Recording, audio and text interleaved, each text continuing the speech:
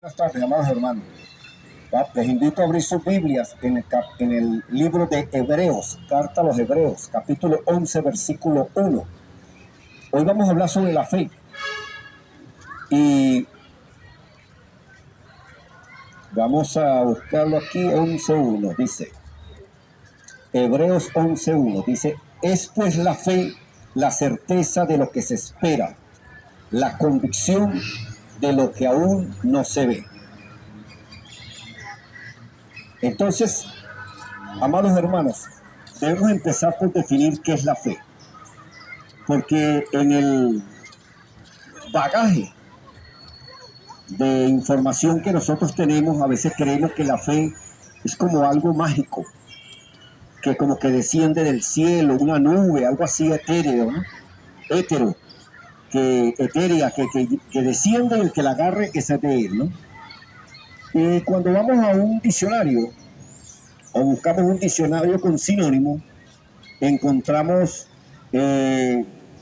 muchos sinónimos de... Ahí viene tu amigo, Jimmy. Sinónimos de fe: convicción, persuasión, principios, fundamento, seguridad, valores, virtudes, y así hay muchos sinónimos de lo que es la fe. Entonces, como vamos comprendiendo, la fe no es una nube que desciende del cielo y que alguien la agarra y es de no. La fe es la convicción, la persuasión de la palabra de Dios en nuestros corazones, en nuestra mente. Y eso es lo que hemos tratado en este año 2023, de traer un mensaje todas las tardes aquí a las 5 de la tarde en la estación del Metro Parque Carabobo, aquí en Caracas, Venezuela. Hoy estamos cerrando un año de enseñanzas. Hoy vamos a tener un receso a partir de ahora hasta mediados de enero, donde estaremos en La Guaira, en la Plaza del Maestro y en otras plazas que el Señor nos guíe, y aquí en Caracas probablemente en otras plazas que empezaremos nosotros a seguir estas enseñanzas como lo hacemos aquí, como lo hicimos este año. Entonces, la fe es la persuasión, la convicción que la palabra de Dios nos va enseñando valores, principios, virtudes. Por eso todas las tardes nosotros le leemos, aunque sea un versículo de la palabra de Dios, para que esta siembra de la palabra de Dios vaya cayendo en un terreno que se llama el alma del ser humano y la vaya convirtiendo, la vaya persuadiendo, la vaya convenciendo de que nosotros estamos en esta etapa de la vida es para tomar decisiones. Nosotros tenemos que hacer la pregunta: ¿qué hacemos aquí? ¿Por qué Dios nos puso acá? ¿Por qué nacimos? Y las respuestas están en un libro de instrucciones de la vida que se llama la Biblia. Y de este libro que aparece aquí, hemos hecho miles y miles de religiones. Por eso es necesario oír y oír la palabra de Dios. Nosotros no predicamos porque Dios necesite de alguien. Él es todopoderoso. Nosotros predicamos porque necesitamos de Cristo. No queremos andar de ociosos. No queremos andar de vagos. No queremos andar en vanidades, sino tratando de comprender por qué estamos aquí.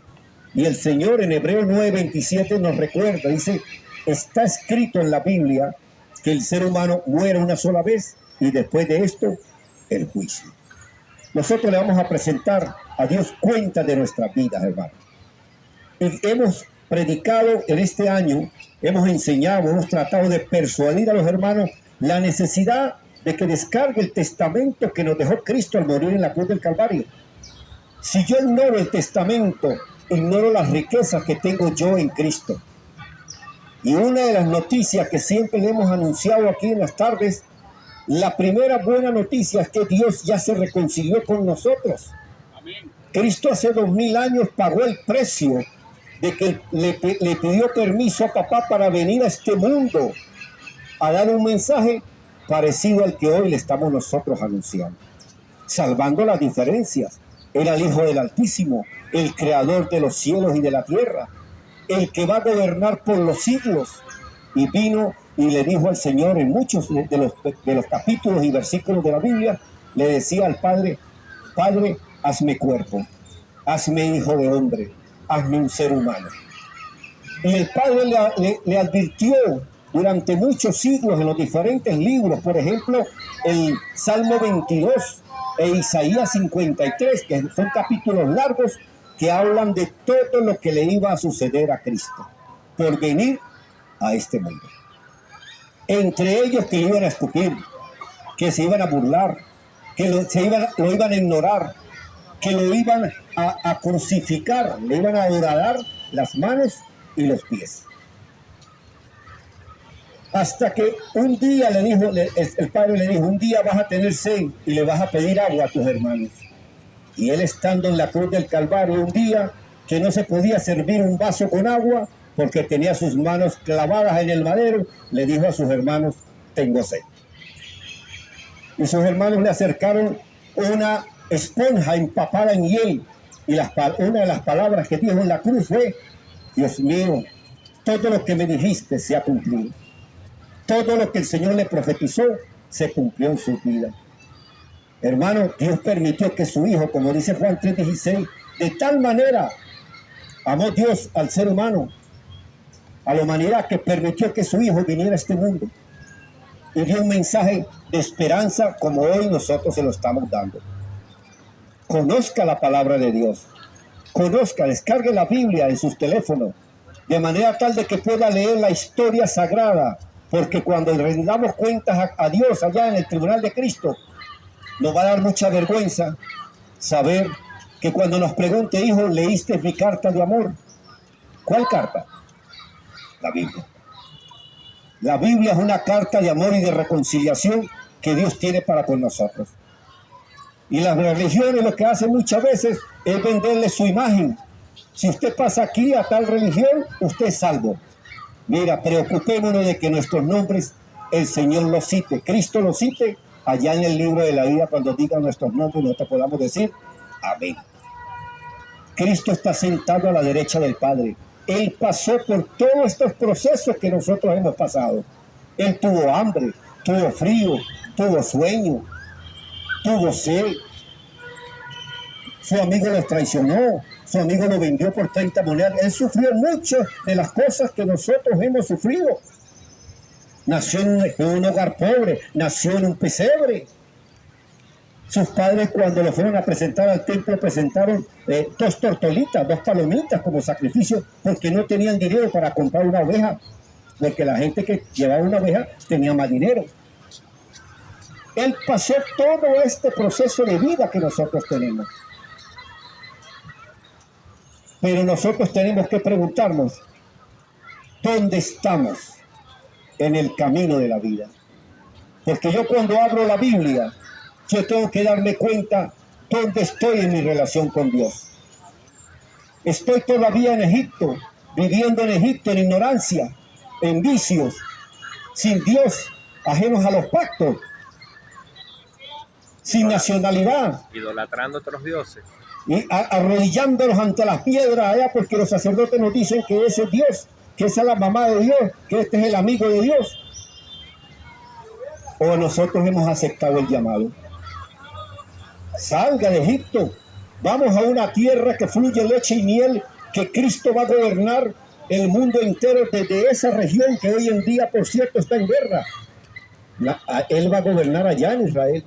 Allá va a descender la nueva Jerusalén, junto con Cristo y sus santos. Eso lo dice la historia sagrada. Entonces Dios quiere que nosotros aceptemos el llamado, que conozcamos qué dice Dios, no qué interpretan los hombres en sus religiones. Vaya al fundamento, vaya a la raíz, beba del agua pura sin contaminación, que es la palabra de Dios, y el Espíritu de Dios te guía a toda verdad. Entonces la fe es la persuasión, es la convicción, es la certeza, la seguridad valores, virtudes que Dios cada día nos enseña en su palabra. La confianza, la seguridad, son sinónimos para que no andemos en la vida sin conocer el propósito, por qué estamos aquí, por qué nacimos. Estamos aquí para tomar decisiones. Cuando Cristo venga, se acaba la misericordia de Dios. Y va a ser indigno, va a ser la ira de Dios se va a manifestar, hermano. Porque vino el Hijo a darnos este mensaje y nosotros no tuvimos ni el tiempo ni la educación de descargar la Biblia, de descargar su testamento, de averiguar para qué vino Cristo hace 2000 años. No para formar iglesias, sino para decirle desde el hombre que está ya en la ínfima condición hasta los sumos sacerdotes, conviértanse y arrepiéntanse porque el reino de Cristo ha llegado. Cristo pasó y el mismo camino de vida Él lo recorrió. ¿Nosotros dónde estamos? El Señor nos llamó. Bueno, el Señor dice que a los que llamó justificó, y a los que justificó santificó, y a los que santificó se va a glorificar en ellos. ¿Dónde estamos en el camino? Muchos son los llamados. Esto es para los hermanos evangélicos. El Señor los llama y se enaltecen, se jactan y los consideramos mejor que nosotros. No, Dios te llamó para revelar su palabra, para que le diga a los hermanos que no saben esto que le estamos anunciando. Dios es bueno. Dios ya pagó el precio.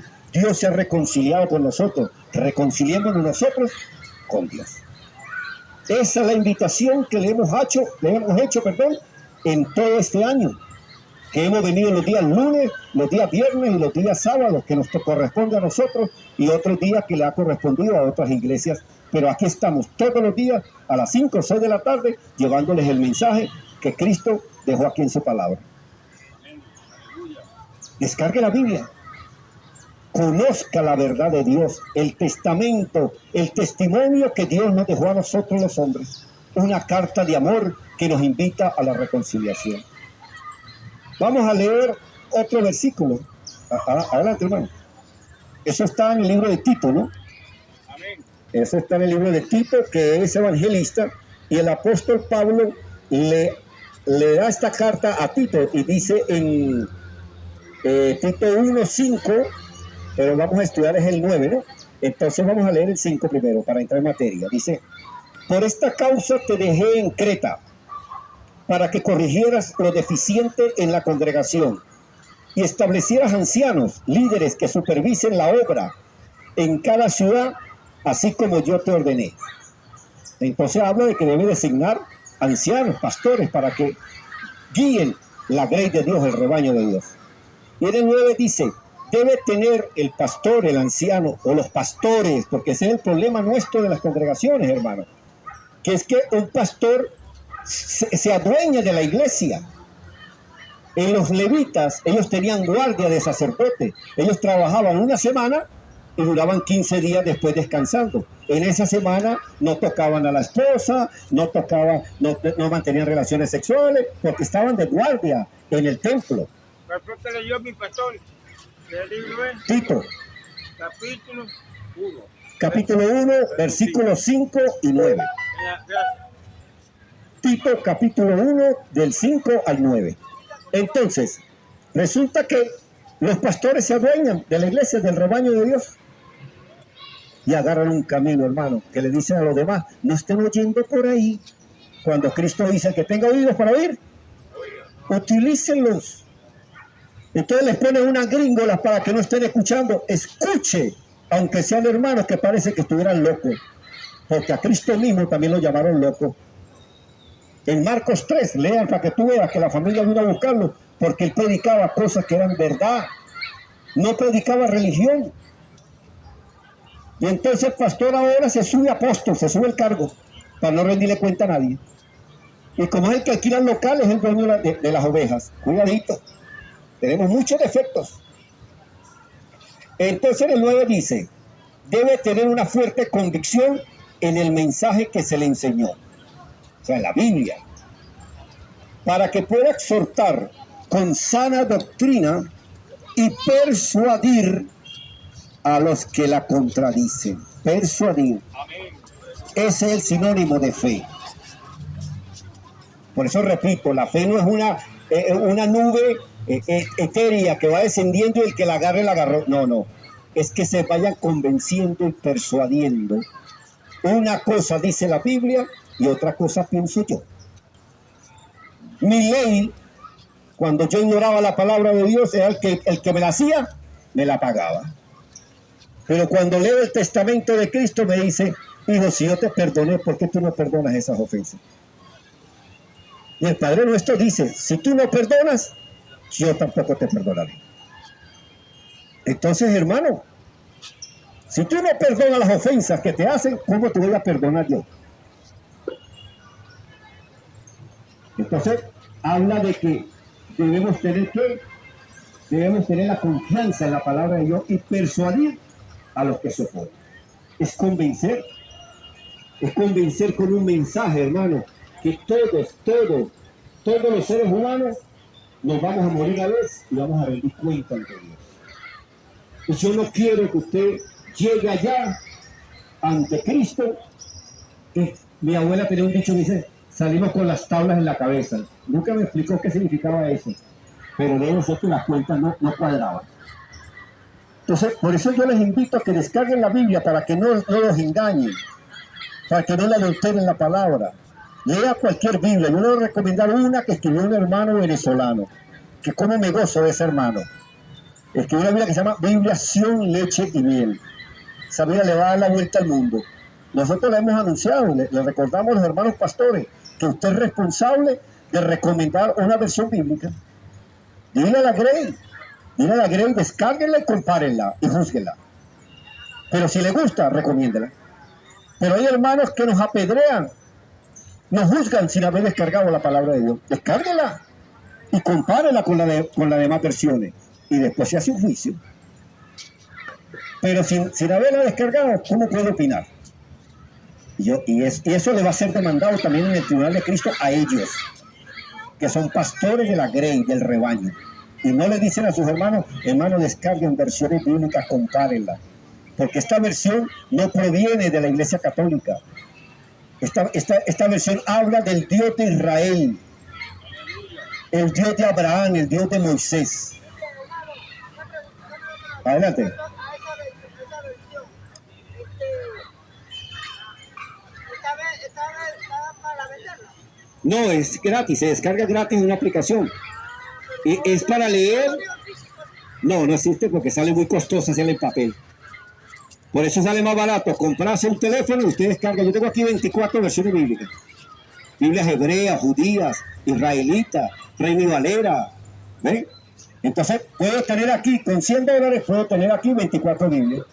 Pero si compro una Biblia me cuesta $100 y me faltan 23 más.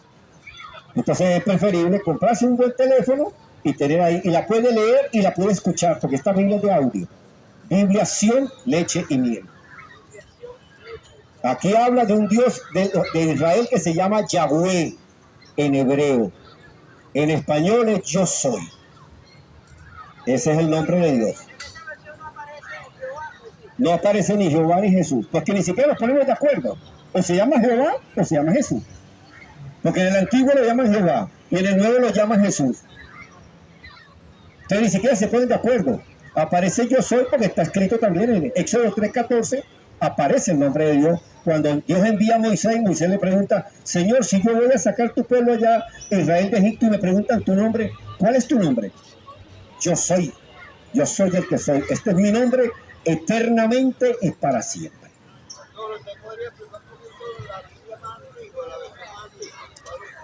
Sí, pero vamos a caer en mucha historia, ¿no? En mucha historia, ¿no? Yo lo que más les recomiendo, mira, es que la palabra de Dios fue crucificada hace 2000 años. Cristo. Esa es la versión original. Por eso uno debe de leer. Yo no digo que descargue cualquiera, porque la obra del Espíritu Santo es llevarte a toda la verdad.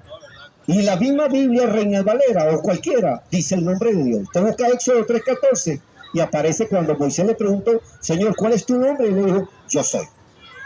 Yo soy el que soy, este es mi nombre, eternamente y para siempre. Entonces mira, mucho cuidado, hay tanto por aprender, hermano, que nosotros tenemos aquí este año 2023, aquí en esta plaza, y hoy estamos dando un cierre de nuestra actividad por este año.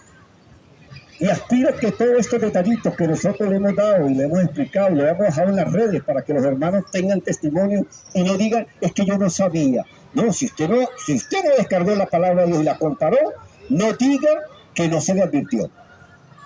¿Ok? Nosotros le advertimos de que el nombre de Dios lo han adulterado en las versiones de la Iglesia Católica. Usted ya tiene hoy en día versiones en hebreo, y se da cuenta, mira, la J la inventamos en el siglo XVI. La J fue una de las últimas letras del español, y se inventó en el siglo XVI, en 1500 y algo. Entonces la pregunta es, antes de 1500, ¿cómo se llamaba Dios?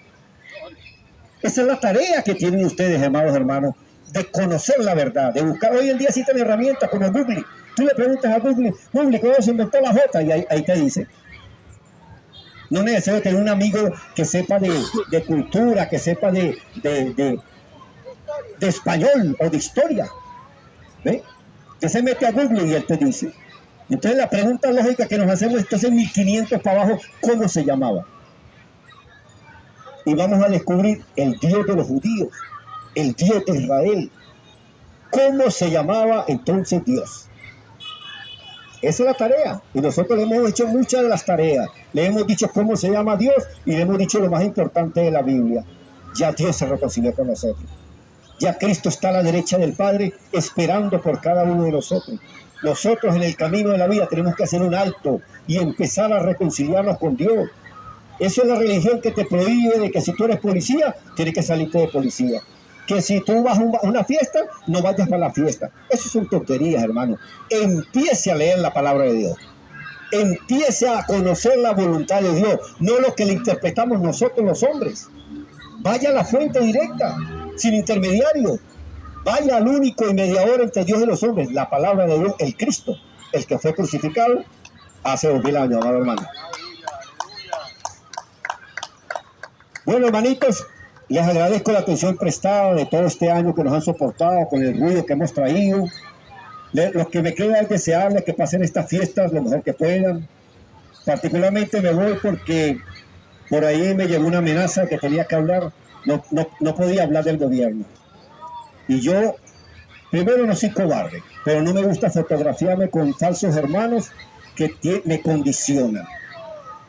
Entonces no quiero, yo quería hacer una despedida en diciembre, con una yaquita y un pancito, pero de verdad que no quiero fotografiarme con hermanos que yo no sé si son falsos hermanos o son personas que las meten dentro de los grupos cristianos.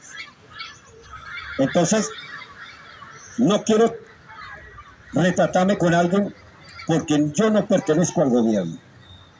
No tengo nada que ver con el gobierno. Yo soy sacerdote del Dios de Israel y mi predicación está basada en la Biblia. Y yo le predico hasta el primer magistrado de la nación como hasta el último de los obreros que nosotros estamos aquí. Porque así como Dios no hace acepción de personas, yo tampoco la hago. Yo predico al que quiere oír, que oiga. Y eso es lo que he hecho todo este año. Pero no le acepto a nadie que me esté amenazando con cárcel si yo digo algo que relacione con el gobierno. El día pasado se molestó alguien porque llegó un hermanito de los que se la pasan aquí en la plaza y me dice, hermanito, pero viniste con las manos vacías, no nos trajiste nada. Y él venía con una botella. Y le digo yo, pero tú llegaste con las manos llenas. Oye, hermano, también puede abstenerse de comprar esa botellita y traer pancito para todo. ¿Ah? Y entonces mencioné que yo cobraba la pensión. Dice, la pensión me pagan $4 menos. Y yo de vez en cuando traigo un pancito. Mire, le traemos unos pancitos para compartir poquito porque es bendito. Pero así como yo hago un esfuerzo con mi pensión, oye, usted también puede dejar de comprar esa botellita y mire, nos bendice a todos. ¿Eh? Entonces, no, hermano, usted no puede decir eso aquí. ¿Cómo que no puedo decir eso aquí? Con esa pensión no vive nadie. Y eso es injusto. Y yo hablo de justicia, de la palabra de Dios. No estoy hablando ni bien ni mal del gobierno, estoy diciendo lo que yo vivo en la vida real. No es justo de que $4 sea un sustento para un anciano que aportó por 45 años el Seguro Social. 3.60, me dice el hermano que está, $3.60 al mes. Yo subí de La Guaira, nada más con 2 días que sube y baja, ya gasté los $4. Trabajador es digno de su salario. Entonces, amados hermanos, les agradezco mucho la comprensión, que Dios me los bendiga, siempre que oigan los hermanos, oigan lo que ellos le dicen, ¿ok? Pero no hagan como ellos. Así le decía Cristo a los fariseos, ¿no? Oigan lo que ellos dicen, pero no hagan como ellos, porque ellos predican, pero no lo creen. Así que adelante, que Dios les bendiga ricamente. Aplauda a Cristo, que es digno de recibir los aplausos de sus hermanos y los cánticos que hoy estamos haciendo para su gloria. Gracias, papá, por todas las bendiciones.